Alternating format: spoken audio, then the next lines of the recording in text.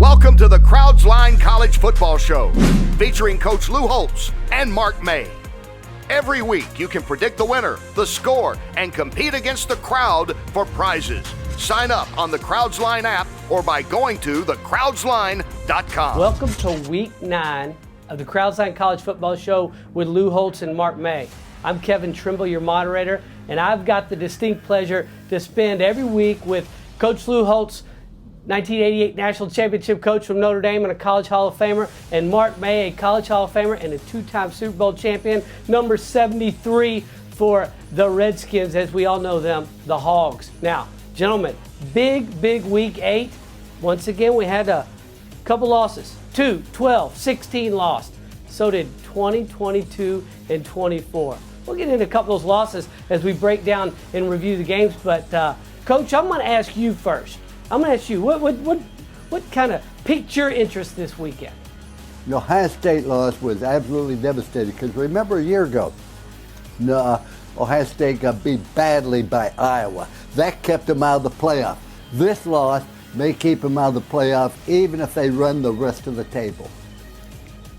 I think the biggest thing for me is this is the part of the season where the grind really gets you. Not only the coaches, but the players. It's a point of the season where you can't leave a stone unturned. You've got to do the little things again. It's almost you have to reboot at this point of the season because if you don't, you're going to miss a lot of things and you're going to make mistakes. Some of the good teams that we saw either lost or played poorly this weekend. They weren't hitting on all cylinders. But this is the time of the season where you really have to turn it on and you've got to put your pedal to the metal. And the reason why is if you're going to make a playoff run, if you're going to make a conference run, now is the time to do it. You can't wait to the end of the season. You've got to do it now. When it's the toughest point of the season, you're beat up, you're battered, you're bruised. You've got to get everybody focused and rebooted and put on the same page.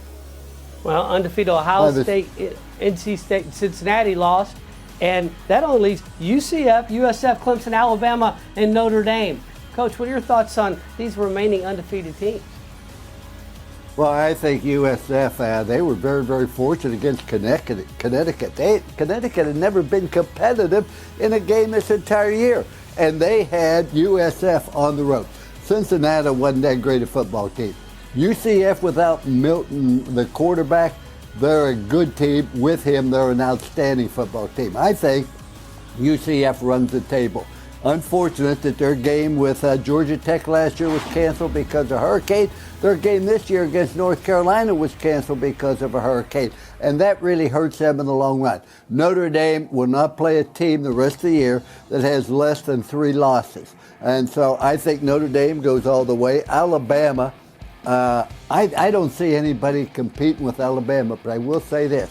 If you get into the fourth quarter close to Alabama, Mark, you have a chance to beat them because they'll panic. The reason I say that, you're used to having a game over at halftime. You're not used to, and you have a tendency to exaggerate how bad things are. If you can stay close to Alabama in the fourth quarter, you got a chance. But I don't think that anybody's going to be able to do that as long as Tua's a quarterback. When Tua or Jalen Hurts, it doesn't matter. You got to pick your poison.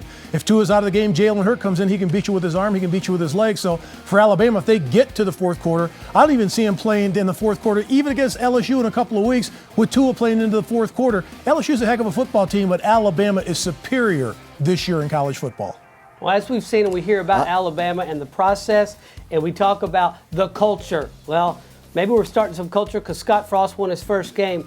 And maybe the reflective of that culture down in Tuscaloosa is Alabama and Nick Saban kept it easy on his friend Jeremy Pruitt, because if you watch that game, that thing could have been 90-0. That was ugly. But I have a question on culture, and Coach, I'm going to ask you. You look at Purdue, Ohio State. We'll talk about the X's and O's and passes and runs here in a little bit. But what I want to say is Jeff Brom, I know he's only 11-9 in his first 2 years there at Purdue. But if you look what he took over and you watch that on Friday night, you watch that excitement and how they went from 0-3 and then they're putting the pedal to the metal right now and going after it aggressively. Coach, I want to ask culture. What is the importance of culture, and is there any substitute for that for winning at big-time college football? Now, I think you have to establish a culture of winning, a culture of commitment to each other, a culture of being the very best we can. Purdue lost their first 3 games, but let's remember, they lost 2 of them because they had an unnecessary roughness penalty in the last minute of the game, which really cost them. So they very easily could have been 5-1 at this stage. I think it's a signature win, make no mistake about it. Jeff Brom will be able to look back years from now and say, the game against Ohio State really turned their program around. But here is the big thing. He now has to play Michigan State this week. All the fans are going to be talking about the great performance against Ohio State. They're going to be talking about Rondell Moore, 12 receptions, 170 yards, 2 touchdowns, and he must have caused 20 missed tackles by Ohio State. Are they going to talk about that game, or are they going to be looking forward to Michigan State? This is the key, that they're going to be able to bounce back. I say that mentally. Put Ohio State behind you and focus on Michigan State. Are they mature enough to do that? That's the next test that Jeff Brom will have. No doubt. Great win. They understand, and they believe now. Mark, you've been a part of cultures at college level and at the top of the professional football game. You've been around teams. What's your thoughts on culture, and what are you seeing right now in Purdue? Well, a win like that, you can sell your football team to get everybody to buy in to do the right things, because guess what? You did the right things against Ohio State. You should be able to do that every week. If we can get that out of the players every week, and we know we can get that effort, we can beat anybody. We can go ahead and just go out and play against anybody, throw caution to the wind. It's a confidence builder for the football team and the program. It's a huge win for Jeff Brom, and he's done a terrific job at Purdue. He took him to a bowl game last year, changed the program and the culture last year, but a win like this helps in recruiting, it helps in the locker room, and it helps in the fan base, because now everybody's buying in. Because this team is just, as Coach said, is just a play or two away from being 5-1 right now, or 6-1 right now instead of 4-3. Well, there's a lot of football left this year, and we have a couple more shows left this year. And you know what? We've kind of moved it up. So now what I want to give you is a quote of the week from one of our competitors who wrote in, John Nugent. He said, Mark May, smart, knowledgeable, and quick-witted. Lou Holtz is another savvy voice. Miss seeing these guys together. My favorite Lou Holtz quote, dumb loses more games than smart wins. Well, I would tell you one of my favorite Lou Holtz quotes is, you never had the same team 2 weeks in a row. So we're going to get ready to review our Week 8 games, and we're going to see how many of those teams are going to be the same team in Week 9, because we have quite a few reviews of the same team. Now, with that said, here we go. Well, now it's time to review our Week 8 College Football Show contest. You know, in this contest, we had 4 games this week. NC State at number 3 Clemson, 2 undefeated teams. Mark, you won that one on a spread. Number 12 Oregon went to Pullman at number 25 Washington State. Mike Leach, the Pirate. Coach, you won that one. Number 22 Mississippi State at number 5 LSU in Death Valley. And this is, we had a same score. So I think after we're going to do a coin flip, and then we're going to do rock, paper, scissors. We'll determine who gets that one. But then Ohio State at Purdue, that's a push, because neither one of you picked Purdue. I did, though. So let's start at our first game. Undefeated, ACC Atlantic. Number 16 NC State went to Clemson. Trevor Lawrence and the boys, 41-7. And that wasn't even, this wasn't even a game. Ryan Finley and NC State Wolfpack were never, ever in this game. Oh, by the way, maybe other than Alabama, Clemson's the only team that can run, that can pass, and that can play defense. Mark, thoughts? This game went exactly how I thought it was going to be. I didn't think North Carolina State had enough players on each side of the ball, particularly in the trenches, to compete with Clemson in this game. And I think Clemson dominated both sides of the ball in the trenches. On the offense, they didn't have a great day running the ball, but they protected Trevor Lawrence. He threw for over 300 yards in his football game, very efficient with the football. And the other thing on defense, they held them to 7 points. That's the key. When you're going against a great quarterback and an undefeated team, if you could hold them to 1 touchdown, you're going to win every time, Coach. And that's the reason why Clemson was dominant in this football game, is because they won that game up front in the trenches. The reason they won the football game, Mark, they were a better football team in every state. Clemson did not run the ball particularly well, averaged 2.8 yards per rush. But what was great was to see Trevor Lawrence throw for over 300 yards. Here's a true freshman that really has come in and replaced the starter last year, Kelly Bryant, and he's done a great job with Clemson. But the key to this football game was Clemson's defense. Their front four is outstanding. And when you hold North Carolina State, which was undefeated, have a great quarterback in Finley, to 2 conversions out of 13 third down opportunities. If you don't convert on third down, you're usually going to end up punting the football. But a tremendous performance. We know that Clemson can run the football. They didn't run it last week. They're going to have to be able to run it against Florida State. But great win for Clemson. And I want to tell you something else. The second hardest place to play is Clemson because their locker room is so disrupted. You can't visit with your team. You never come out there with any enthusiasm, whether before the game or after the game. So let's give their locker room part of the credit. Number 12, Oregon went into Pullman, Washington in our second game.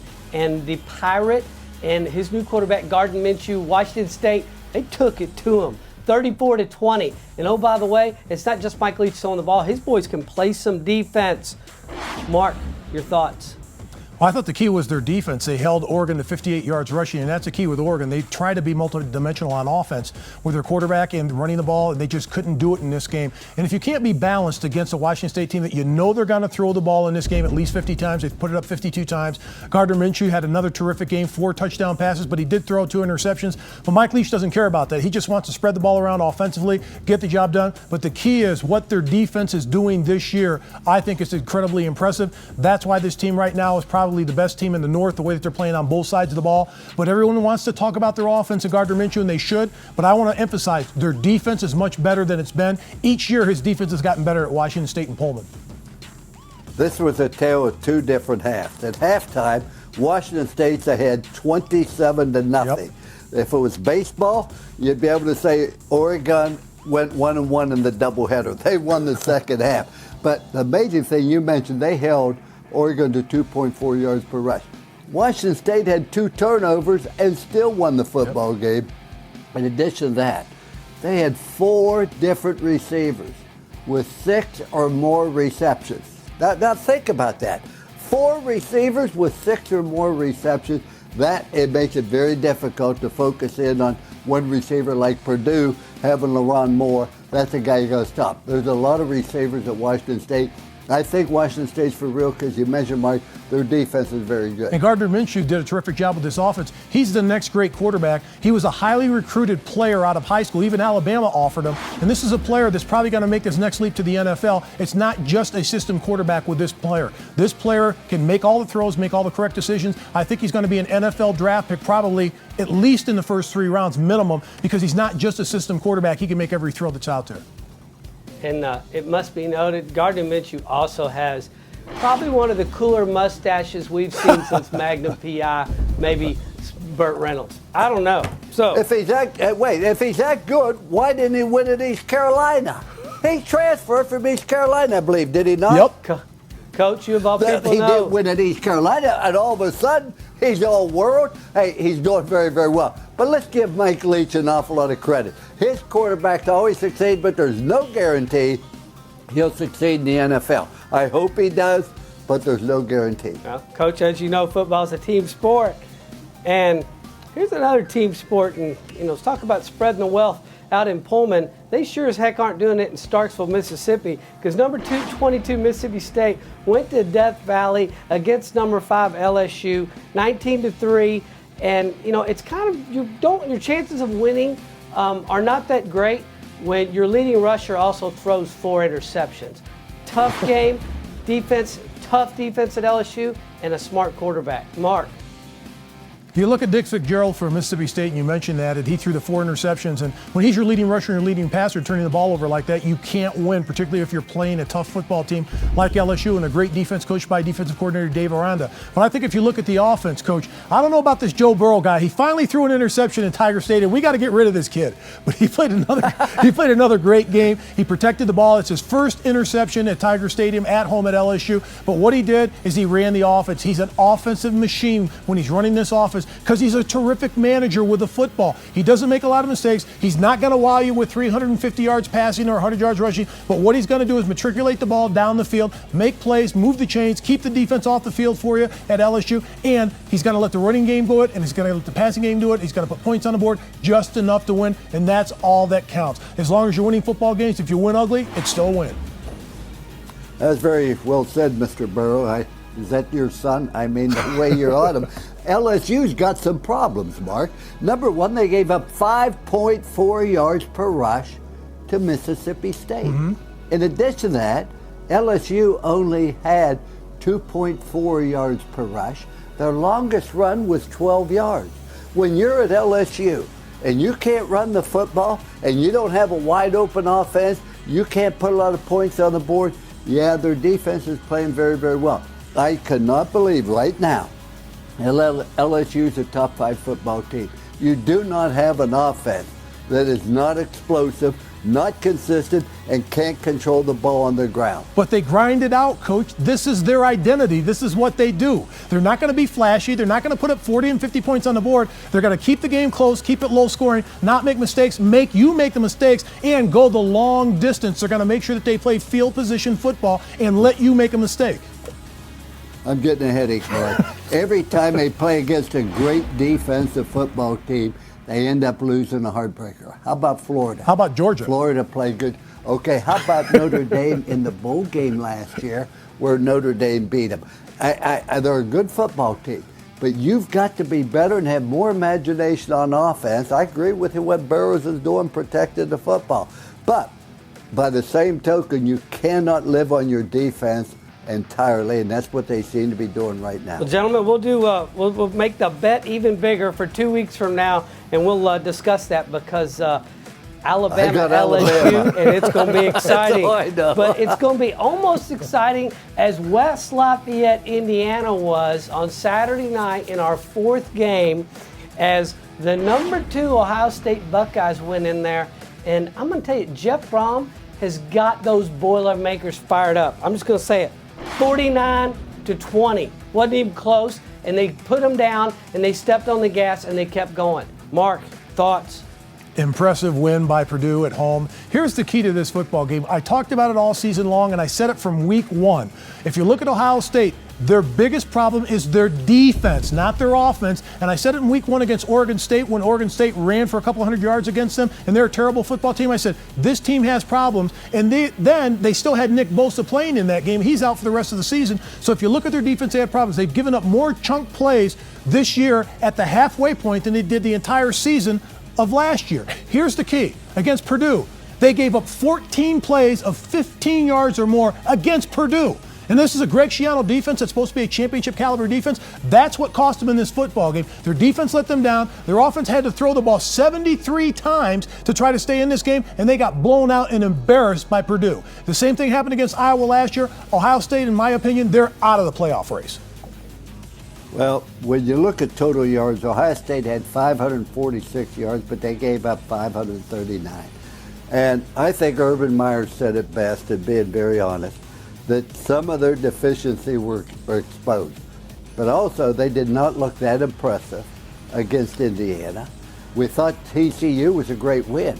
Turns out TCU right now has a losing record. And so they didn't look that great against TCU.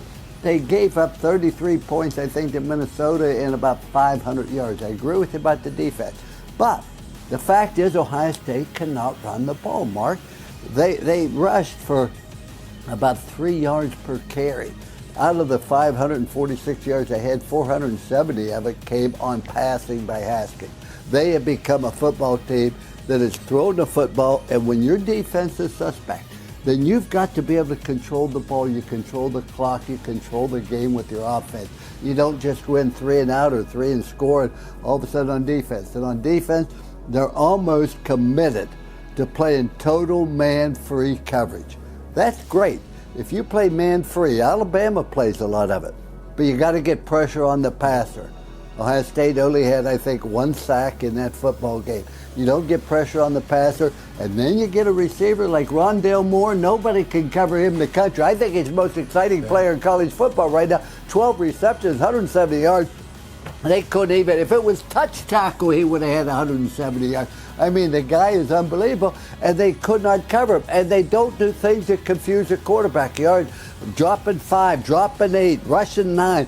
They don't give you a lot of problems because you know what Ohio State's going to be in, and you look for the mismatch, and Purdue found one. How many times on 3rd down did Rondale Moore make the big play to keep the drive alive? And not only that, if you look at them offensively, Coach, Purdue was terrific in playing the bend but don't break defense. They let them go up and down the field in between the 20s, and guess what? Pile up all those yards. But Ohio State was in the red zone 5 times and came away with 6 points. You can't win football games doing that.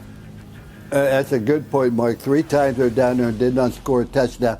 But it comes back down again to the offensive line. If you can't run the ball, all of a sudden you don't have a lot of room to spread the receivers to get open, to get cushion. You got to be able to be physical and run football. And they have two great running backs. I tell you, Dobbins and Weber, they are great running backs, but nobody runs well against 11-man defense. And the other key now for Urban Meyer, guys, how can he get this turned around? Can Urban Meyer get this turned around at the remainder of the season, or will the guys fold? That's going to be the key. I want to watch Ohio State for the remainder of the season. No, Ohio State, no. Ohio State didn't go fold into Ohio State. They've gone up there. There's too much tradition, but I will say this. Michigan's looking a lot better against Ohio State because that defense is awesome. But they aren't going to fold, Mark. Coach C, who folds, but you had to watch this game and think to yourself that maybe Shea Young Kivlin, the 2018 Madden champ, was calling plays with 73 passes thrown on the one side. But I tell you, who you don't have to think twice about was Andy Lopez. Because Andy Lopez listened to the moderator when the moderator said, go to thecrowdsign.com and pick Purdue. You figure out the score. Well, Andy Lopez logged in, he competed in the contest, and he said that Purdue was just a bit off, 40-19. So, hey, Andy Lopez, you got it. Call me back. I'll get you another pick this week. With that said, gentlemen, that is our Crowd Lines College Football Show contest for Week 8 review. And stand by, because we're going to hit the rapid five.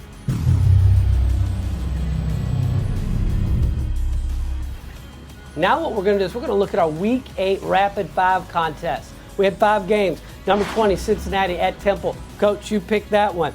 Colorado. Number 15, Washington. Mark, you won that on the spread. Number 6, Michigan at 24, Michigan State in East Lansing. Mark, you won that one on the spread. Vanderbilt at Kentucky, number 14, Kentucky. Coach, you picked the Wildcats. And the Citadel at VMI in Lexington. Mark, you won that one close. We got friends that are mad at both of y'all. Anyway, we're going to go to game number 1. Number 20. Wait. I went 7-2 last week. You're giving me this point spread. It's 7-2, and one of the games I lost was VMI. But let's move on. Wait a minute. Let's go back to Vanderbilt. Let's go back to You win or you lose. Don't tell me about anything else. You won it on the point spread. Let's go back to Vandy and Kentucky. You won the game, but I won the game on the spread. That doesn't mean a thing. Who won the game? That's all really matters. It does to certain people. That's true. Well, Coach, if you both pick the same team, one closest to the store gets it on the spread. That's how I'm doing it. Called a tie. Well, Coach, ties aren't fun. Come on, Coach. Let's talk about this rapid like five, kissing though. your brother, but it's like kissing your sister, but a tie is better than kissing your brother. Well, my in-laws are all in West Virginia. I won't even go there. All right, everybody take a deep breath. Now let's talk about our rapid fire from Week 8. Number 20, Cincinnati, undefeated Luke Fickell at Temple. Coach Jeff Collins has some Philly tough going on in Temple, and I think they're going to spoil it. Temple wins 24-17. Mark. Overtime game in this game, and it went right down to the wire, and Anthony Russo was terrific in the late part of the game for Temple. Threw a touchdown pass with 49 seconds to go to tie it, threw another one in overtime to win it. This is a defensive game. Both teams played great defense. When your quarterback for Cincinnati can throw for just barely over 100 yards, you're not going to win very many football games, Coach. That was the problem with this game. Tough, hard-fought game, and Temple had some big wins this year. They already beat Maryland. Temple pulls it out in overtime. Well, the fact is that both teams had approximately 300 yards offense, so it was very balanced. Both teams had 3 turnovers.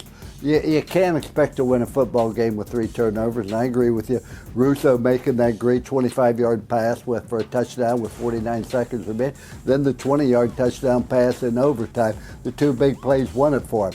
I felt Temple would win the football game. I did not think it would be this close in overtime. Everybody's talking about UCF, USF. Don't forget about Temple. They could be the spoiler. Colorado at number 15, Washington.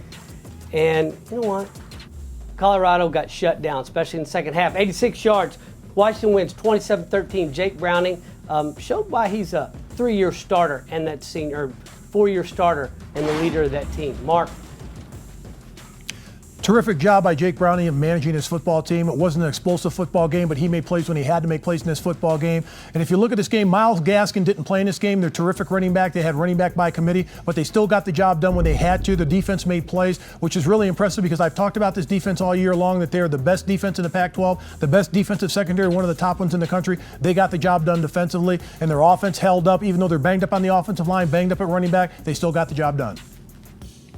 They managed to win the football game, but they were not impressive offensively. I agree with you. Their defense is playing outstanding football, getting you the ball in great field position. Jake Browning, I think, had 2 passes over 16 yards for completion. Out of his completions all day, he averaged 10 yards of completion. That's not very, very good for a great football team like Washington. I think Washington's going to struggle. They've lost 2 games now. I think they'll even lose 1 or possibly 2 more before the year's over. Then they also might keep finding ways to win, like Michigan did, or more importantly, like Michigan State. Michigan handed them the ball like 3 times, like, okay, here's the ball. Now, they did a Philly special up in East Lansing, and that scored that 1 touchdown. But other than that, it was Michigan State has no offense. And we saw that game, 21-7. Michigan just ran it down their throats and back and forth when they weren't handing them the ball. Mark, your thoughts on that? The defense of Michigan, with Don Brown as coordinator, is outstanding. When you can hold an opponent to 65 total yards, 15 yards rushing, net yards rushing, that is amazing in today's college football world. Not only that, you talked about the touchdown that Michigan State had. The reason why they had it is because Michigan turned the ball over on about the 10-yard line, and all they had to do was get in the end zone. Besides that, even with an hour and 15-minute lightning delay, where Michigan was stuffed in a small little locker room for over an hour, they still came out and they still just pounded them. Shea Patterson is the quarterback that they needed, threw for 2 touchdown passes in this game. They ran the ball effectively, almost 200 yards rushing, 183 yards on the ground. They dominated this football game. It wasn't even close. This was one of those muggings in a phone booth, Coach. It wasn't even pretty. No, it really wasn't. And Michigan's getting better and better each and every week. And the defense is outstanding. You know, what is impressive? Michigan State was held to 0 for 12 on 3rd down. Did not complete or were successful on a 3rd down. Under less than 100 yards. You say, what's wrong with Michigan State's offense? Well, the fact is they have 10 starters back from last year. 10 starters from a football team, I think, won over 10 football games last year, and they could not move the ball all against Michigan. I think Michigan's for real. I love what Shane Patterson's doing, and the biggest improvement I see in the Michigan football team, their offensive line's getting better and better each and every week. Early in the year, they were not playing very, very well. Let's give Jim Harbaugh an awful lot of credit. He's brought this football team around. We're going to see if they come around. We're also going to see if the Kentucky Wildcats can just keep on going with their one-trick pony Wildcat, because what they're doing is they beat Vanderbilt 14-7 and just hand the ball off. They had 18 yards passing, but won 14-7. Now, they have a big game ahead, but you saw this game about Vanderbilt. Mark, your thoughts?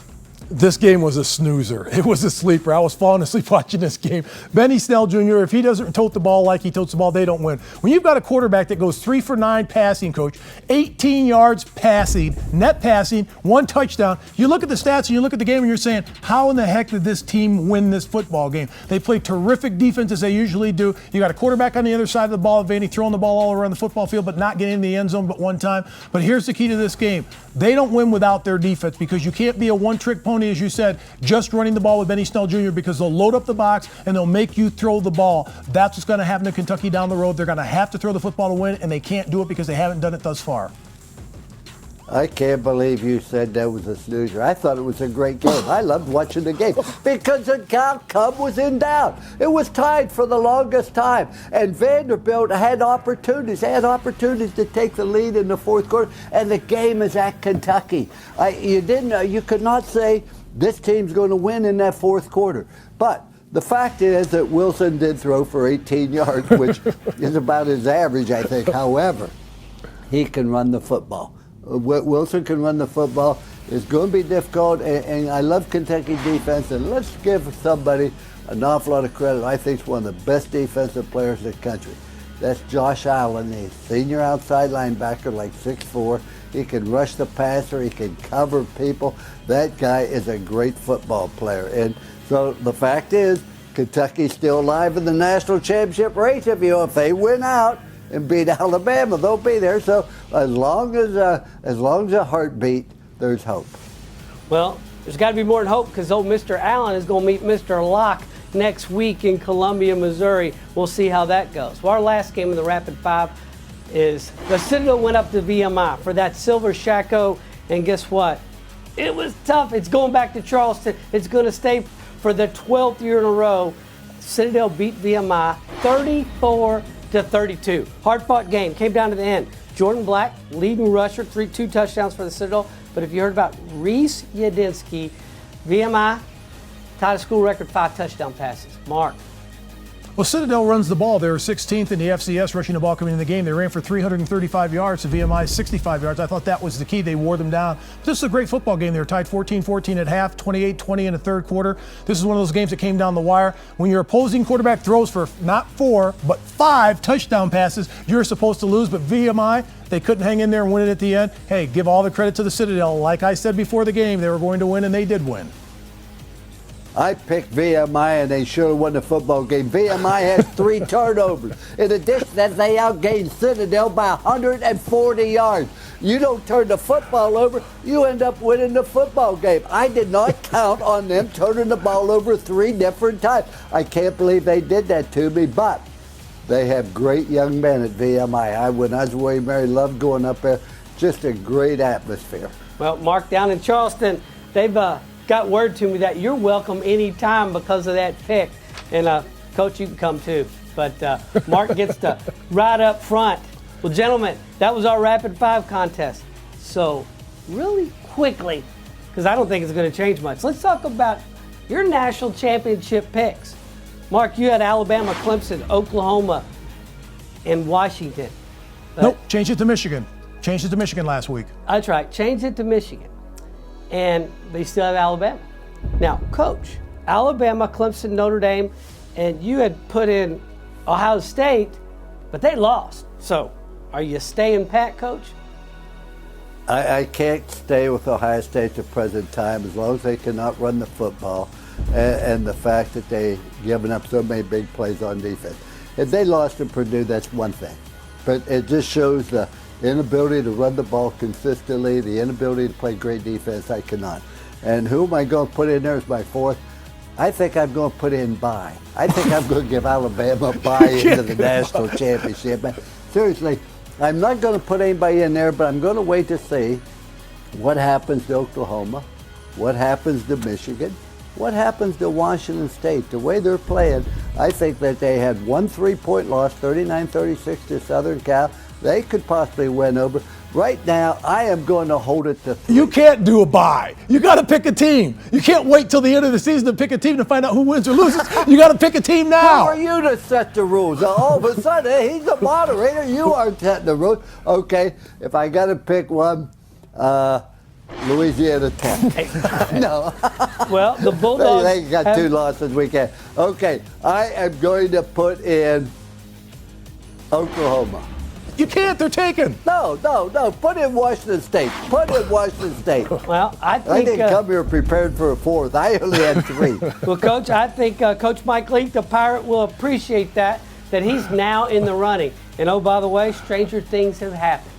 So, gentlemen, that's our national championship picks. We're going to get ready to talk about Week 9 in college football. We're going to talk about our college football show contest. We got 4 big games. Number 7, Georgia versus number 9, Florida in Jacksonville in the world's largest outdoor cocktail party. We'll get to that. 14, Washington State at 24, Stanford. Number 2, Clemson. Remember, the old number 2s. Think about the last 2 number 2s these past 2 weeks. At Tallahassee playing the Seminoles. And number 3, Notre Dame, is playing Navy in San Diego. So with that said, let's start off with our first game. Number 7, Georgia against number 9, Florida in Jacksonville. The world's largest outdoor cocktail party, they call it. And that's everything from a martini glass to a champagne flute to a red Solo cup. It doesn't matter, but because they're going to invade Duval County. This is a 76 meeting between these 2 teams going back to 1915. Georgia 50-43 with 2 ties. Now, SEC East, this is a tiebreaker, deal breaker, you name it. There are 3 teams in the SEC East that are vying to go play Alabama in that SEC championship game if Alabama gets by LSU. We'll get to that later. But this is the first one of these games in a long while, gentlemen, correct me if I'm wrong, that had a lot rolling on it other than who's going to do some beer pong out in the parking lot or who's going to have the seersucker on. Mark, your thoughts on this game? It's going to be a low-scoring affair. Both teams play outstanding defenses, scoring defenses. They're some of the top in the nation. If you look at both of them, they're giving up about 16 points a game. Todd Grantham, the defensive coordinator from Florida, has done a terrific job in his first year there. But I think Dan Mullen's got something going at Florida. That loss, and it was a close loss against Kentucky. This team just knows how to play close, tough football games. And I don't think Georgia has the spark and the leadership that they had last year defensively. And offensively, I think they struggle a bit throwing the ball vertically. When they have to throw the ball, they have difficulty doing it. I'm going with Felipe Franks. He's only completed 56% of his passes for Florida. But in this game, it's going to be a grinded out game. Both teams are deep at running back, but I think Florida pulls this out because they just have that feeling that they've got something going. And one thing about Florida, they beat LSU where Georgia got crushed by LSU a few weeks ago. Well, that doesn't mean anything, Mark. The game's going to be nothing at the start of it. Both of them have great defenses, no doubt about it. Jake Fromm, the quarterback, has had a tremendous career, and he's only a sophomore. He played so poorly against LSU that, I mean, he had real trouble there. I think that I'm going to pick Georgia, and let me tell you why, Mark. Georgia has a lot of pride. They were picked to be one of the better teams in the entire country. They got embarrassed on national television by LSU. They've had a week to think about it. They had an open date. And I hope that Georgia did not go to practice and with all that pent-up anger and have great practices. I hope they kept that anger pent up. This is one thing I know about coaching. When you don't play particularly well and you get beat, then you come out on Tuesday and you're mad and you have everything great and you're physical. And by Saturday, you got all that terrible feeling out of you and you're down again. I think Georgia will win this football game 31-20. I think you will see the real Georgia football team bounce back, step up, and amend themselves and put themselves back in the championship race. I've got Florida 23-20, and the reason why you're picking Georgia is because you picked them to go to the playoff. Hey, I picked them because I just believe, and you know, Mark, when you play and you get beat, you want to go out and you want to redeem yourself. You're upset about it. You disappointed yourself. You disappointed your mom, your father. They're in the stands. Your girlfriend doesn't even talk to you anymore. Let me get it, Florida. That's all you want to do. Open the gate. Let me go sick them. Now, it's the first time in a long time that a Florida team is known for defense, number 6 in passing defense. Now, our second game, number 14, Washington State. Coach Mike Leach is going to take his Cougars, who just, I mean, huge, great big game they had against Oregon. They're going out to Stanford, playing number 24, the smart kids. Now, here's something interesting about that is we talked about, we know Gardner Minshew can throw for Washington State, and everybody plays for Mike Leach, throws the ball. But they're 38th in rushing defense as well. Then you take Stanford. Got Bryce Love run the ball. Well, is he hurt? He's always kind of fragile. Good thing, if you ever looked at his class load for the semester, he will do well in whatever he does. So it doesn't matter if he has a football future. But does he have a future this week? Because I'm going to tell you, Washington State can stop the run, but they can air that thing out. And are they going to stay on a roll? Are they going to be the same team they were last week, Coach? At least from a mentality perspective? We'll see. Mark. Look at this game, Washington State, all the accolades last week. They had the game day there. They had all the pomp and circumstance. Everybody was there patting them on the back, telling them how great they were, and they won the game and played extremely well. Now they got to travel to the farm at Stanford. One thing about David Shaw, he always has his teams ready to play. You talked about Bryce Love and that high ankle sprain. I don't think he plays in this game, and if he plays, how long can he play? I talked about it last week. Here locally, when he was going against Arizona State, how long can he last in the game? Because of the high ankle sprain, all it takes is one tackle and you're out. That's what happened against Arizona State. I wouldn't count him on this game. But I look at this game with Gardner Minshew, the way that he's throwing the ball and the confidence that they have right now. This is a team, when you look at Washington State, the Cougs, they've come together as a team. When you watch them on television, how they talk about each other, how they talk about their locker room, how they talk about their teammates, this is a team to be reckoned with. And I think Mike Leach has something going very special. That's why I'm still picking Washington State in this game 41-28 because of their offense and because of their defense and because of their team camaraderie. I think that all the points you make are very good.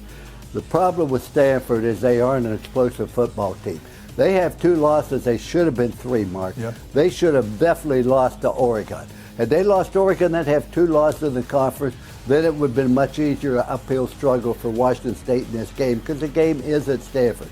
The 2 things that concern me about Washington State right now, Mark, there are far too many penalties on Washington State. They're one of the most penalized football teams in the entire country, and that's not good. That's sort of a lack of discipline. The other thing, they don't protect the ball particularly well. I don't know if Mike Leach says, okay, interceptions just go along with the nature of our offense or not. The same as if you run the option, you might have some fumbled pitches, things along that nature.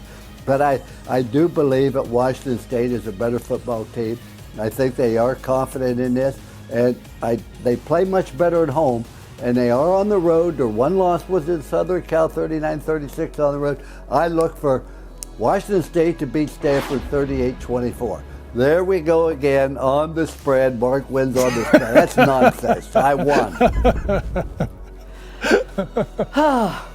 I love it, brotherly love, but I'm going to tell you, the Pirate out there, and all they got to do is win out, because everybody in the Pac-12 North, those top 3 teams are all, obviously Washington's 4-1, but the other 2 are 3-1. Keep winning, and you can control your own destiny, at least for a conference championship. But our third game, talk about controlling 2 different destinies, and this is what they're thinking about. Number 2, Clemson, is going to Tallahassee to play the Seminoles. And 2 different goals. Clemson's planning to go win a national championship. Florida State, their goal is to get to a bowl game. 2 different goals. Well, you know what? They got to go about them the same way, and that's by winning football games. I know this should not be close, but Seminoles have improved step by step, week by week, and so has Clemson since Trevor Lawrence got knocked down that one day, but now they come back and they're on a roll. You got some defense with Florida State. Brian Burns, 9 sacks. He does this, I'm not even going to try it, but he does a Spider-Man pose whenever he makes a sack for the Seminoles. He's tough. So this is either going to be a blowout, but don't forget, it could be a trap game. Mark, talk to us about Tallahassee. I don't think Dabo Swinney will let this be a trap game. He's going to sell it. Florida State is Florida State. They're 4-2. Everybody was throwing dirt on this football team and this program, and they're 4-2 under Willie Taggart at this time. Hey, it hasn't been pretty, but they're getting it done. They're going to challenge Clemson early in this game, but it won't last. If you look at Travis Etienne, the running back, he's averaging 8 yards per carry. He's got over 800 yards rushing on the season. And if you look at the quarterback, Trevor Lawrence, he's getting better each and every game, the more snaps he takes. He didn't even finish the game last week because they didn't need him in the fourth quarter. So this is a quarterback that's healthy now. He's throwing the football vertically. The reason why he was anointed to start because he can spread that rock around, can throw that magic beam. I got Clemson winning this game in the end, pulling away big time in the fourth quarter, 46-21. I think when you look at Clemson, a total offense, they're number 9. Scoring offense, they're number 4. Total defense, they're number 4. Scoring defense, they're number 3. I mean, they are balanced. Their front 4 on Clemson is absolutely outstanding. It's a one front 4 that can compare favorably with the University of Alabama. But when I look at Florida State, for about 5 years, Mark, they've had a top 5 recruiting class. And that means that there's very good talent there. Defensively, they're getting better. They're playing better. But boy, when you look at them on offense, the offensive line is in real shatters. When you have a running back like Cam Akers, I mean, this guy is outstanding. He's a freshman. He rushed for over 1,000 yards last year and didn't even play a couple of the games. And he put on some great runs against Wake Forest. But he has to beat 3 or 4 tackles sometime to get to the line of scrimmage. I think that Florida State has good talent. If their offensive line shows up and can compete with Clemson's defensive line, they have a chance. But I don't think that's going to happen, even though it's at Florida State.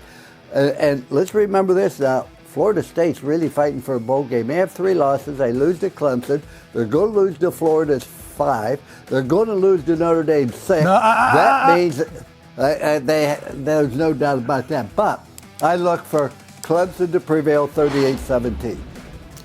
38-17, and we'll see. I know Coach always disregard my little history and my little quims here, but you never know. It might be like being on the Madden cover for Clemson. Though could be the number 2 in a row to lose this year, but who knows? That doesn't have a thing to do with it. It has everything to do with how well you play. You don't have your rank. You don't talk about it. And let me tell you this about rankings. I would say that to you, hey, Coach, you're number 1. Are they going to vote again? Yeah. Well, if they're going to vote again, it means nothing. If you aren't going to vote again, we're number 1. Great. They're going to vote again. Number 2 means nothing.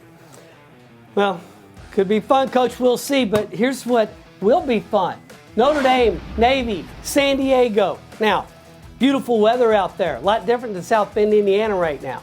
Navy's going out there. You know what? They're going to have a lot of support. You got Naval Station San Diego right there. You got Camp Pendleton right up the road. You're running the ball. I've heard maybe, just maybe, the Notre Dame team goes on a tour of a ship and they get a little cruise and maybe it just goes to Hawaii or something. If that happens, Navy has a chance. But you know what? You never know. This game is the 90th meeting. Going back to 1927, Notre Dame's 75-13-1. And you know what? Don't forget, Notre Dame won 2 years ago. Maybe that was a different team. Notre Dame's coming off a bye week. And, Coach, listen, I know you're undefeated against Navy. Correct me if I'm wrong. You played them in Ireland. But you know what? You're going to be in a military city playing the Irish. Maybe there's a chance, but I don't know. Mark, what are your thoughts on this game? Oh, you got to look at Navy. This is a football team that they've had a difficult season thus far, but they've waited for this game and they plotted for this game. They're rushing 310 yards a game. They can run the football on anybody. Their head coach, Ken Niumatalolo, does a terrific job scheming against Notre Dame. This is a game where there's going to be a lot of chop blocks, a lot of cut blocks. If Navy doesn't beat Notre Dame this week, they'll beat them next week because a lot of those defenders will be sore from that triple option cutting coach. And this is the key. Notre Dame will still win 38-26. I'm glad to hear you say that because I can say now Mark is changing his attitude towards Notre Dame. He even picked him to upset Navy. How great is that? You know, I love the Naval Academy. Let's remember, when I was at Notre Dame, I said to Father Hesburgh, why do we play Navy every year? Because it was basically the only team we played that maybe won the top 20 team. I mean, in 86 or 88, we played 6 teams in the top 10 final poll. And when he said, during World War II, Notre Dame almost had to close its doors because of a lack of attendance. It was an all-male school, let's remember that. And Navy brought their VH program to Notre Dame, and because of that, Notre Dame stayed alive. And Notre Dame told me, Father Hesburgh said, we'll play Navy as long as they want to play us. So there's great loyalty and there's great respect there between the two schools. But I think, you look at Notre Dame, Mark, being honest, their offense is good. Great running back in Williams. Great wide receiver. Boykin Book is playing great. Defensively, they're outstanding. I mean, they're front. They can put pressure on the pass. They can stop it. Navy can run the football, but they won't be able to run it against Notre Dame. And I hate to say this, but I think Notre Dame is going to hold the score down. It's going to be 51-10. Well, it's going to be close, and whether you're a fan of either team, I will tell you, those gold helmets, that's what separates college football from everything else, and that's tradition. And when you see Navy play Notre Dame or any of the service academies, you know what? That's special. So cheer them on. You know, whoever's going to win or lose, we'll worry about that because I'm pulling for Navy. Well, that is our Week 9 College Football Show contest. Those 4 games, you have the picks. Go to the crowdsline.com and get on the app as well and start competing. Let me see what you say. Let me see who wins. Get the gift card. Let me see. Somebody go in there and pick all. 1.8% of our players this week picked all games correct. So, Coach, I know you said you were 7-2. We had 1.8%. We're 9-0. So I think all of them are saying, go Boilermakers. We talk about our Week 9 Rapid 5 contest. We've got 5 big games. We've got Baylor at 13 WVU. That's a Thursday night game. 18 Iowa at 17 Penn State. And Purdue, who just had the biggest win in school history, is at Michigan State. Number 20 Wisconsin in the semifinal, I guess you could call it, of the Big Ten East Championship. Big Ten West Championship is at Northwestern, and number 12 Kentucky is at Missouri, and you can hear Florida screaming all the way from Jacksonville on that. But our first game, let's talk about Baylor is going to number 13 West Virginia. The Mountaineers are coming off a bye after 2 weeks ago. They played Iowa State, and it did not go well out there. Now, West Virginia's won the last 2, and I'm going to tell you, Baylor, and they can sneak up on some folks. You saw what they did down in Austin. You know what? They took it all the way. They had a chance on the last play of the game. Now, Dana Holgerson, at West Virginia. Something to think about. Over the last 5 years, he's 14 in 16 in second half of the season. It doesn't always kind of peaks. Remember 2012 gives Geno the Heisman and then kind of goes down. But they have a lot to play for now. They're still in this thing. With Oklahoma, with Texas, they can still win the Big 12. So, Mark, Baylor at Mountaineers on Thursday night. Well, Matt Rule's group played a terrific game against Texas. As you said, they only lost 23-17 in Texas. And I think that was the key that they played in Austin. And he's got to take that and put it on their back and carry that all the way to Morgantown, Virginia. West Virginia is a different team at home, Coach. Will Greer's completed 71% of his passes on the season, has a terrific group of wide receivers and depth at wide receivers. They have 10 players on their roster that averages more than 10 yards per reception. So they're going to throw the ball around. The question about West Virginia is when you get further in the season, when the weather changes, they can't run the ball effectively. And the key of this game, they're going to have to run the football. But I look at their defense. They're still doing a terrific job with Tony Gibson as a coordinator. They're only giving up 20 points per game. That's what's going to hold this score down for Baylor. But I got West Virginia winning 47-31 over Baylor. Well, West Virginia doesn't play particularly well in the second half of the season, but it's not because of anything except the schedule. That's when they play Oklahoma. That's when they play Texas. That's when they play Oklahoma State. The schedule's sort of backloaded for West Virginia. West Virginia played horrendous, and Greer, the quarterback from West Virginia, had a terrible day. They throw the ball an awful lot. They have too many turnovers. But I just believe this, a team that's used to winning, and you get beat like that, you are anxious to redeem yourself. We talked about Ohio State. We talk about upset teams. They bounce back very strong. I look for West Virginia to play a heck of a football game. And I tell you, ladies and gentlemen, Morgantown is a beautiful environment to watch a football game. There's a great environment, the enthusiasm of the fans, and they're so nice and friendly. I look for West Virginia to win this football game. 38-20. I played there a couple times. Baloney. They're not nice. That's where Jackie Sherrill told us to wear your helmets on the sidelines, even when you're on the sidelines, because guess what? They throw nickels. You want to know why they throw nickels? Because they can't afford to throw quarters in West Virginia. Jackie Sherrill said that. Hey, I didn't say that. I'm paraphrasing that. My home state. I will tell you. They throw rocks, they throw nickels, they throw batteries, they throw frozen orange. Well, Coach and Mark, I will tell you this, two things. One, I've been there as a fan wearing the opposing team colors, a lot like Lane Stadium, but you know what? My family and friends in the West Virginia National Guard, there is not a more loyal fan base than the Mountaineers. You know what? Love them or hate them, you know what? They will stand by their team. And Coach, you know what? Maybe they'll start winning those national championships if they get a West Virginia-born coach to stay at home and coach them. So, with that, that would be Nick Saban. There you go. Nick Saban's from West Virginia. Well, as I said, we got yourself, we got Nick Saban, we got Jimbo Fisher. Yeah, I'm telling you.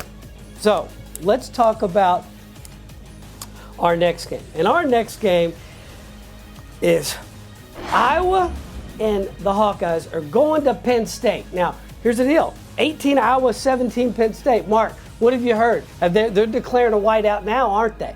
They're going to need it. Because you think about Penn State's kind of down, but if you look at the Big Ten West and you look at Iowa, they're right there. They could run the table. They went out, they're going to win this thing. So going to Happy Valley. James Franklin, team's got 2 losses, and you know what? They're tough losses. So, Mark, talk to us. What do you think about this one?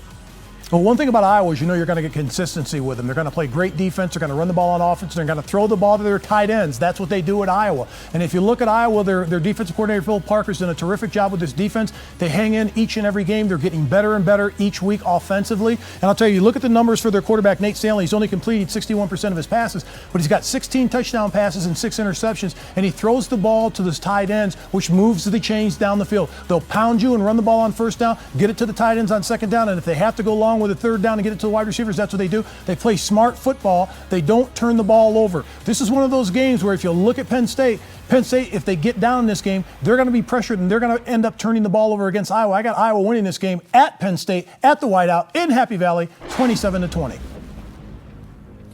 Well, I think Penn State has McSorley as an outstanding quarterback.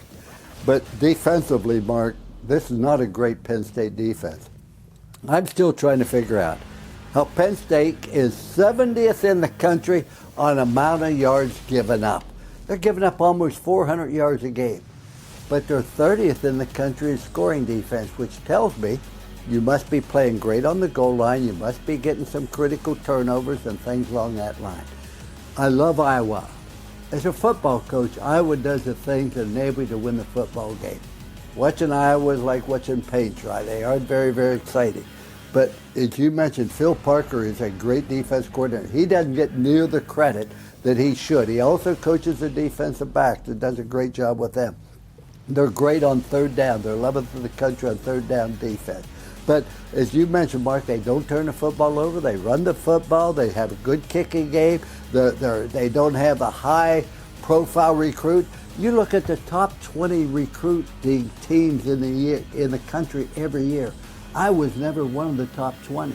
Yet I was always a very, very good football team. Let's give an awful lot of credit to Hayden Fry. He's old-fashioned. We're going to run the ball. We're going to huddle up. We're going to play good defense. I look for Iowa to win at Penn State 24-21, and Iowa should be undefeated. They were leading Wisconsin with maybe 2 minutes to go in the game, and Hornibrook hit the big pass. Iowa coach Kirk Ferentz is 8-6 against Penn State, and he's 4-3 in Happy Valley against the Nittany Lions. That one's going to be exciting. Our next one, you know what? It's two unranked teams, but you know what? They're all in the running to win their division championship in the Big Ten West, and that's Purdue. After the big win is going to Michigan State. That game, it will be 67th meeting all the way back to 1918, and Michigan State leads 35-28-3. Now, said this is a big game right here because Purdue has a chance. Michigan State can't move the ball. We saw that against Michigan. They can play some defense. We'll see where this goes. Mark. I think Purdue's on a roll. This is a team that's won 4 consecutive games after losing their first 3. You look at DJ Knox, the running back, Rondell Moore, the wide receiver. He's outstanding. Coaches mentioned him before. He can catch it. He can run it. He can play special teams. He's a dynamic player out for the Purdue offense. You look at David Blau, their quarterback, is doing a terrific job of holding the football and not turning it over. I like a Purdue to go to Michigan State after the beat down against Michigan and beat Michigan State in Michigan State 26-17, Coach. I got Purdue winning it. Well, the thing that's underrated about Purdue is their defense. Last week when they were playing Ohio State, I made a comment on this show. Nick Holtz used to be the defense coordinator at Southern Cal. He knows how to attack an offense. You don't have an awful lot to attack against Michigan State when you're 0 for 12 on third down and have less than 100 yards against a great Michigan defense football team. I think Purdue's on the roll. I do not believe that they're going to be looking back all week at Ohio State, patting themselves on the back. They're going to go to class. Everybody's telling them how great they are. What Coach Prom has to do is let them know we're in this race. Well, I don't care about our 3 losses. We have won the conference. We went out. We win the championship. They have a tough road ahead. They got to beat Michigan State, but they also have to beat Iowa and Wisconsin in the future, and they're capable of doing that. I look for Purdue to win this football game over Michigan State 34-17. 34-17, and we have our fourth game is also a Big Ten West eliminator, and we have number 20 Wisconsin at Northwestern. They both have 1 loss in the conference. Here's exciting 100th meeting between these two teams going back to 1890. Wisconsin leads 59-35-5. As we said, the winner is still in the hunt. This is 2 different schools though. Wisconsin, 43,000 students.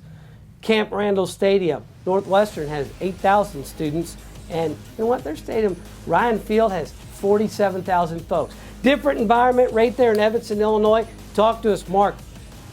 One thing about Northwestern, if you look at them, they've been scrappy the last couple of weeks. They've been down in some games. They've come back in the fourth quarter. They found a way to win in the fourth quarter in other games. But if you look at this game against Wisconsin, it's going to be tough for them to win. Alex Hornibrook, their quarterback, is playing better now. Jim Leonard's defense, playing a lot of young players on that side of the ball for Wisconsin. They are getting better. But the key of this game is running back Jonathan Taylor.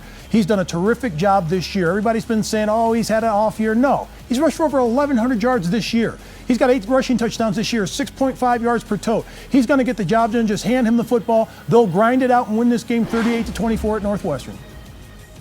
I think that Wisconsin is a very, very good football team. Yeah, they did not play very well at Michigan, but by the same token, you mentioned about the great running back. He is outstanding. He's going to maybe approach 2,000 yards again as a sophomore. I think that Northwestern is just a very mediocre football team in every respect. They already have 3 losses. They're going to lose to Wisconsin before. They're going to lose to Notre Dame, will be 5. Now they're going to have to fight to get to a bowl game. So when you look at it down the line, I think that Northwestern will lose this football game to Wisconsin by a score of 34-20, and it may not be that close.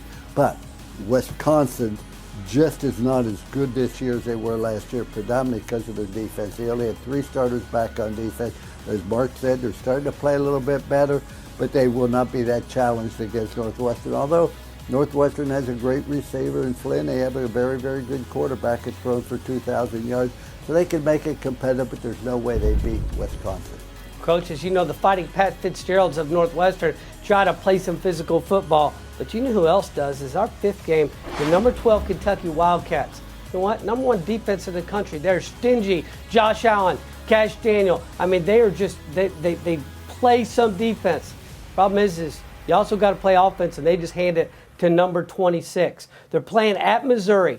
And probably, I would almost call this the biggest game in school history. Do you know why? Because if you win it, you go play Georgia the following week at home. Playing Drew Lock, big, strong quarterback. Everybody thinks is going to go to the NFL next year. This is only the 9th meeting between these two. Goes back to 1965. UK's 5-3 on this one. So, Mark, are they going to think about Georgia, or are they going to take care of business and bring it back to Lexington for the big showdown on the 3rd? Let me see. Missouri just came off a victory over Memphis, scoring 65 points. Drew Lock was outstanding. They threw the ball, they ran the ball. I think the Cinderella season is over for Kentucky. I got off the bandwagon last week, and I was almost correct. But if you look at Missouri's defense, they will put 8 or 9 in the box to stop Benny Snell Jr. And if you have to throw the ball, this is an offense. They completed 3 passes last week. That won't get it done against Missouri. Drew Lock's completed 71% of his passes on the season. Missouri will roll at home, and this will end for Kentucky ugly, 42-17. I think it's a perfect matchup for a game. When you look at Kentucky, very good on defense, run the ball on offense. You look at Missouri, they're a very explosive offensive team, but let's look at their defense. They're very good against the run, they're very bad against the pass. So you have the strength of your defense going up against the strength of Kentucky's offense and vice versa. I think the fact that it is at home. And one thing I used to tell our football team, gentlemen, every time you win a football game, that makes the next game more important. The reason this Missouri game is so big is they beat Vanderbilt. The reason the Vanderbilt game was so big is they won the week before. If they win at Missouri, that makes a Georgia game really huge. Then if they beat Georgia, eventually the next game becomes even more important. So despite all the motivation Kentucky has, I hate to be a doomsayer. It's been a wonderful year for Kentucky. They've done a great job, but I don't believe they went on the road at Missouri. Well, Coach, I'm a native of the Commonwealth. Got to pull for the Big Blue because you know what? They've never had a season like this. So, gentlemen, there you have it. That is our college football show contest and our Rapid 5 contest for Week 9. And we'll talk about Coach picking the winners. We have some winners from Week 8. So, Coach, our college football show contest winners, if you would talk to us about the 3 people's names right in front of you. Well, I want to first of all announce the winners. Number 3. Xander Lee, congratulations, gets $50 Amazon gift card. Number 2 goes to Justin Loreno, gets a $75 Amazon gift card. And number 1 goes to Dan Dragosevic. I hope I pronounced that right. You get a $100 Amazon gift card. And let me tell you, go to Lou Holtz Twitter, whatever it is. Give me your ideas on who's going to win, because you people are doing a great job, and I obviously need help. Because I can pick the winners, I just can't pick the point differential. I won't be promoting my Twitter handle on this show, but my Rapid 5 contest winners, number 3, Brian Kaling gets a $50 Amazon gift card. Number 2, M. Helton 3 gets a $75 Amazon gift card. And number 1, the number 1 winner this week, Xander Lee, gets a $100 Amazon gift card. Congratulations to all.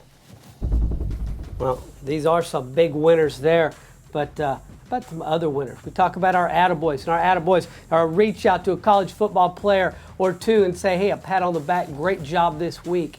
So, Mark, who's your two attaboys this week?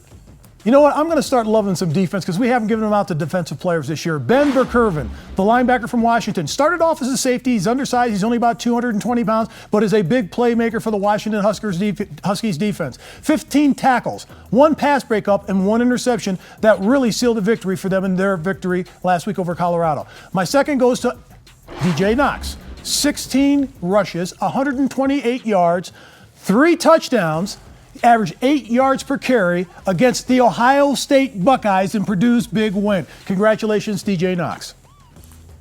Well, if you want to give it a defensive player, you should have given it to Ferguson from Louisiana Tech. 4 sacks. 4 sacks. That's pretty impressive. But let me tell you, this was such a great week, and I'm going to pick 2 true freshmen. That's right, ladies and gentlemen. 2 true freshmen. Last year they were going to the prom. First one goes to Rondale Moore, the wide receiver from Purdue. 12 receptions, 170 yards, 2 touchdowns, and they could not tackle him.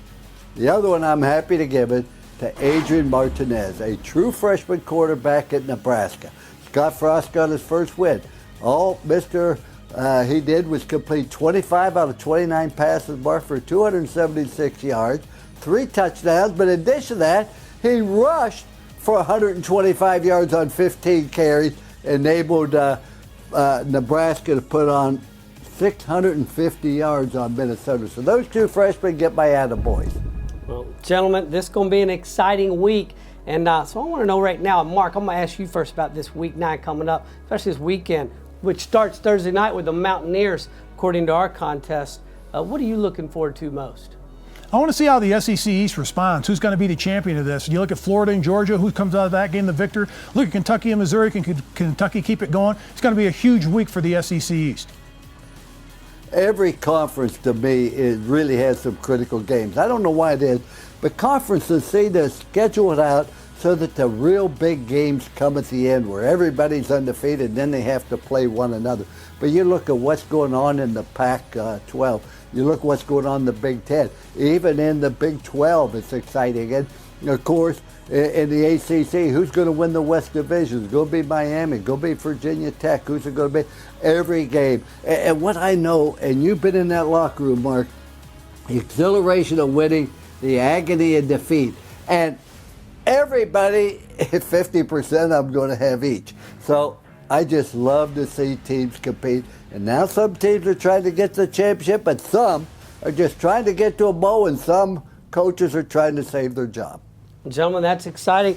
I'm excited about, for the first time in 20 years, I'm going to Center College, Danville, Kentucky for a homecoming, and the Center College Colonels are taking on Millsaps out of Mississippi. And you know what? They're 6-1. Coach Andy Fry has these boys rolling. So it's going to be exciting to see old friends and former offensive lineman Tony Curlis of Center College. My partner is being inducted into the 2018 class of distinguished alumni. So it's going to be great to be there to support their friends. What I'm also looking forward to is seeing more stories of courage. Like I saw this weekend about Tyler Trent.